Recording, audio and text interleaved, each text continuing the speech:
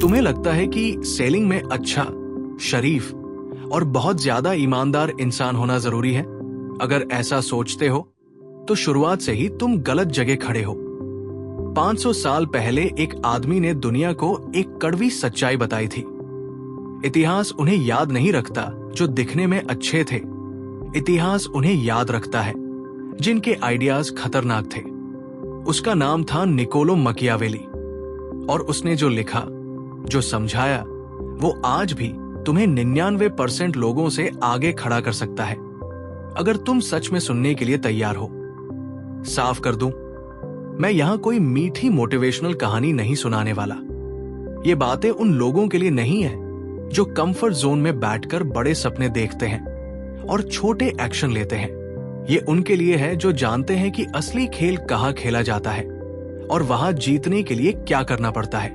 1513 में मकियावेली ने the Prince लिखी थी, एक ऐसी किताब जिसे बैन कर दिया गया। चर्च ने इसे शैतानी कहा, सरकारों ने इसे खतरनाक बताया। वजह, क्योंकि इसमें झूठ नहीं था, ये सच्चाई थी, कच्ची, बिना फिल्टर की और बहुत अनकंफर्टेबल। और आज मैं तुम्हें दिखाने वाला हूं कि वही डार्क फिलॉसफी अगर सेलिंग में सही तरीके से इस्तेमाल की जाए तो कैसे तुम किसी भी रूम में सबसे खतरनाक प्लेयर बन सकते हो। क्योंकि सेलिंग सिर्फ प्रोडक्ट बेचने का नाम नहीं है। सेलिंग है परसेप्शन को कंट्रोल करना, डिजायर को इंजीनियर करना और लोगों की रियलिटी को अपने फेवर में शेप करना। ज्यादातर लोग फीचर्स की लिस्ट सुनाते रहते हैं। तुम्हें सीखना होगा कि इनसिक्योरिटीज को कैसे छुआ जाता है, अर्जेंसी कैसे बनाई जाती है और कैसे कस्टमर को यह महसूस कराया जाता है कि फैसला उसी का है, जबकि पूरा गेम पहले से तुम्हारे हाथ में डिजाइन किया जा चुका है। मैं तुम्हें 5 मकियावेलियन प्रिंसिपल्स बताने वाला हूं जो तुम्हारी सेलिंग हमेशा के लिए बदल सकते हैं। लेकिन एक बात याद रखना, ये नॉलेज हथियार है, और हथियार अगर समझदारी से इस्तेमाल न हो तो सबसे पहले अपने ही हाथ काटता है। पहला नियम है चॉइस का भ्रम। लोगों को कंट्रोल मत दो, उन्हें चॉइस दो। मकियावेली ने कहा था कि समझदार शासक लोगों को आजादी का एहसास देता है, जबकि सारे नतीजे पहले से तय कर चुका होता है। सेलिंग में सबसे बड़ी गलती यही होती है कि लोग सोचते हैं कस्टमर को पूरी फ्रीडम देनी चाहिए, आप जो सही समझें वही ले लीजिए। ये बात सुनने में अच्छी लगती है, लेकिन असल में ये बेवकूफी है। असली खेल ये है कि तुम ऑप्शंस ऐसे डिजाइन करो कि हर रास्ता आखिरकार तुम्हारे ही फेवर में जाए। एक सिंपल उदाहरण देखो। एक नॉर्मल सेल्समैन बोलेगा, सर ये प्रोडक्ट 10,000 का है, लेना है?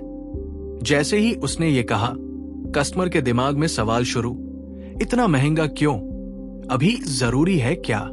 बाद में देखेंगे। अब वही बात मकियावेलियन तरीके से सुनो। सर, आपके सामने 2 ऑप्शन है। एक 15,000 का प्रीमियम पैकेज जिसमें लाइफ टाइम सपोर्ट और एक्स्ट्रा वारंटी है। दूसरा 10,000 का स्टैंडर्ड वर्जन जो ज्यादातर लोग लेते हैं। ईमानदारी से कहूं, आपकी जरूरत के हिसाब से दूसरा वाला ही ज्यादा समझदारी भरा है। अब सोचो, कस्टमर को क्या लगा? उसे लगा उसने खुद फैसला किया, लेकिन हकीकत में तुमने पहले ही एक महंगा ऑप्शन दिखाकर 10,000 को सस्ता और रीजनेबल बना दिया। इसे कहते हैं एंकरिंग इफेक्ट। तुमने रियलिटी नहीं बदली, तुमने परसेप्शन बदल दिया। मकियावेली ने यही शासकों के साथ किया था। उन्हें लगता था वो खुद डिसाइड कर रहे हैं, जबकि पूरा गेम पहले से सेट था। लेकिन सिर्फ चॉइस काफी नहीं होती। इंसान तब तक मूव नहीं करता जब तक उसे डर न लगे। लोग कंफर्ट नहीं खरीदते, लोग डर से बचने के लिए खरीदते हैं। मकियावेली ने साफ कहा था, अगर प्यार और डर दोनों साथ नहीं मिल सकते तो डर बेहतर है। सेलिंग में भी यही सच है। इंसान गेन के लिए धीरे चलता है, लेकिन लॉस से बचने के लिए तुरंत एक्शन लेता है। तो अर्जेंसी कैसे बनती है? 3 तरीकों से। पहला, स्कैर्सिटी, चाहे असली हो या महसूस कराई गई। सर, सच बताओ तो इस मॉडल के बस 2 पीस बचे हैं। आज नहीं लिया तो अगला स्टॉक 3 हफ्ते बाद आएगा। स्टॉक सच में कम है या नहीं, उससे ज्यादा जरूरी है कि कस्टमर के दिमाग में कमी का एहसास पैदा हो। दूसरा, सोशल प्रूफ और एफओएमओ। आज सुबह ही एक कस्टमर आया था, उसने बिना सोचे 2 यूनिट ले ली। अब सामने वाला सोचता है अगर लोग जल्दी ले रहे हैं तो कुछ तो खास होगा। तीसरा, टाइम बाउंड नतीजे। आज के बाद प्राइस 2000 बढ़ जाएगी, कंपनी की नई पॉलिसी है। पर्सनली मैं नहीं चाहता कि आप ज्यादा पे करें। अब देखो कमाल, तुमने डर भी पैदा किया और साथ में यह भी दिखाया कि तुम उसकी साइड हो। यही मकियावेलियन जीनियस है। तुम फियर इस्तेमाल करते हो लेकिन उसे केयर की शक्ल में पेश करते हो। अब तुम सोच रहे होगे ये तो मैनिपुलेशन है। हाँ है, लेकिन सच्चाई सुनो, हर सेल मैनिपुलेशन है। हर एड, हर बिलबोर्ड, हर डिस्काउंट तुम्हारे इमोशंस को ही टारगेट कर रहा है। फर्क सिर्फ इतना है कि ज्यादातर लोग इसे मानते नहीं, और जिस दिन तुम ये समझ गए उस दिन तुम गेम के अंदर नहीं, गेम के ऊपर हो। तीसरा नियम है ऑथेंटिसिटी का मास्क। परफेक्ट दिखने की कोशिश मत करो, असली दिखने की एक्टिंग करो। मकियावेली ने कहा था, लोग वही देखते हैं जो तुम दिखाते हो। बहुत कम लोग ये जान पाते हैं कि तुम असल में कौन हो। आज की सेलिंग में सबसे बड़ा हथियार है परसीव्ड ऑथेंटिसिटी। लोग सुपर स्मूथ सेल्समैन से नहीं खरीदते, वो उन लोगों से खरीदते हैं जो रिलेटेबल, ईमानदार और थोड़े से इम्परफेक्ट लगते हैं। इसका मतलब ये नहीं कि झूठ बोलो, इसका मतलब है अपनी सच्चाई को एक टूल की तरह इस्तेमाल करना। जैसे, सर सच कहूं तो मैं आपको बड़ा मॉडल रिकमेंड नहीं करूंगा, मैं खुद छोटे वाले को ज्यादा यूजफुल मानता हूं। कस्टमर के दिमाग में क्या क्लिक होता है, ये आदमी मुझे ज्यादा खर्च करने के लिए पुश नहीं कर रहा, मतलब ये भरोसेमंद है। और ट्रस्ट बनने के बाद लोग सवाल पूछना बंद कर देते हैं। कभी कभी अपनी कमी भी खुद बता दो। हाँ सर, ये प्रोडक्ट हल्का नहीं है, वजन थोड़ा ज्यादा है, लेकिन ड्यूरेबिलिटी में इसका कोई मुकाबला नहीं। अब सामने वाले को लगता है तुम अनबायस्ड हो, जबकि असल में तुमने उसकी ऑब्जेक्शन को पहले ही खत्म कर दिया। मकियावेली भी यही करता था। वो शासकों को दिखाता था कि वो उनके फायदे की बात कर रहा है, जबकि अपना एजेंडा आगे बढ़ा रहा होता था। चौथा नियम, फ्रेम कंट्रोल करो, नतीजा अपने आप कंट्रोल में आ जाएगा। जो नैरेटिव सेट करता है वही सेल जीतता है। मकियावेली समझता था कि पावर रियलिटी में नहीं, परसेप्शन में होती है। सेलिंग में भी वही जीतता है जो सबसे पहले फ्रेम सेट कर देता है। फ्रेम मतलब वो लेंस जिससे कस्टमर तुम्हारे प्रोडक्ट को देखता है। अगर तुमने फ्रेम नहीं सेट किया तो कस्टमर अपना फ्रेम ले आएगा और फिर तुम डिफेंस में फंस जाओगे। कमजोर सेल्समैन डिफेंड करता है, मजबूत सेल्समैन अटैक में रहता है। जैसे कस्टमर कहे 50,000 बहुत ज्यादा है, कमजोर बोलेगा नहीं सर, ऐसा मत सोचिए, फीचर्स देखिए। अब वो बचाव कर रहा है। फ्रेम कस्टमर का है, स्मार्ट सेल्समैन बोलेगा 50,000 सुनने में बड़ा लगता है, लेकिन अगर आप इसे 5 साल के यूज में तोड़ दें तो ये रोज के हिसाब से एक चाय से भी कम पड़ता है। सवाल ये नहीं कि कीमत क्या है, सवाल ये है कि आपकी कंफर्ट, प्रोडक्टिविटी और टाइम की वैल्यू क्या इससे कम है। अब बात प्राइस की नहीं रही, बात वैल्यू की हो गई। यही फ्रेमिंग मास्टरी है।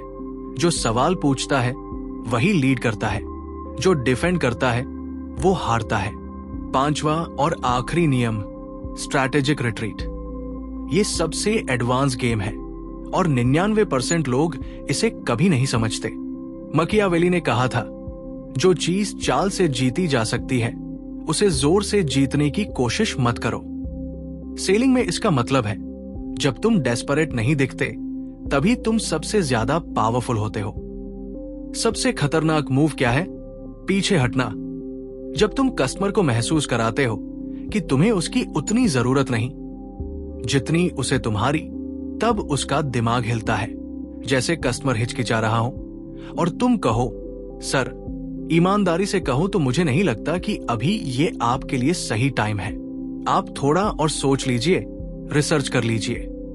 बजट का इश्यू है तो कोई बात नहीं, मैं यही हूं जब भी आप रेडी हो। अब उसके दिमाग में पैनिक शुरू होता है, रुको, ये मुझे बेचने की कोशिश क्यों नहीं कर रहा?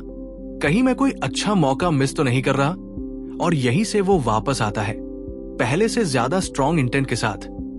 मकियावेली को इतिहास में विलेन इसलिए कहा गया क्योंकि उसने वो बोला जो सब करते थे, लेकिन कोई मानता नहीं था। सेलिंग भी बिल्कुल वैसी ही है। हर ब्रांड, हर एड, हर इन्फ्लुएंसर मैनिपुलेट करता है। फर्क बस इतना है कि तुम ये कॉन्शियसली कर रहे हो या अनकॉन्शियसली। अगर तुमने ये प्रिंसिपल्स समझ लिए तो तुम सिर्फ बेहतर सेल्समैन नहीं बनोगे, तुम बेहतर नेगोशिएटर बनोगे, बेहतर लीडर बनोगे, बेहतर स्ट्रैटेजिस्ट बनोगे। क्योंकि जिंदगी खुद एक सेल है। हर दिन तुम अपने आइडियाज बेच रहे हो, अपनी वैल्यू बेच रहे हो, खुद को बेच रहे हो। सवाल सिर्फ यह है, क्या तुम ये सब जानबूझकर कर रहे हो या फिर दुनिया तुम्हें खरीद रही है? अगर इस स्क्रिप्ट ने तुम्हें कुछ सोचने पर मजबूर किया है तो लाइक और सब्सक्राइब करो। इसलिए नहीं कि मैंने कहा, बल्कि इसलिए क्योंकि तुम जानते हो कि ऐसी नॉलेज आसानी से नहीं मिलती। अगले वीडियो में मैं तुम्हें मकियावेली का एक और डार्क सीक्रेट बताऊंगा। ऐसा सीक्रेट जिससे तुम सिर्फ 30 सेकंड में किसी की साइकोलॉजी पढ़ सकोगे। लेकिन वो सिर्फ उनके लिए है जो यहां तक रुके रहे। अब फैसला तुम्हारा है।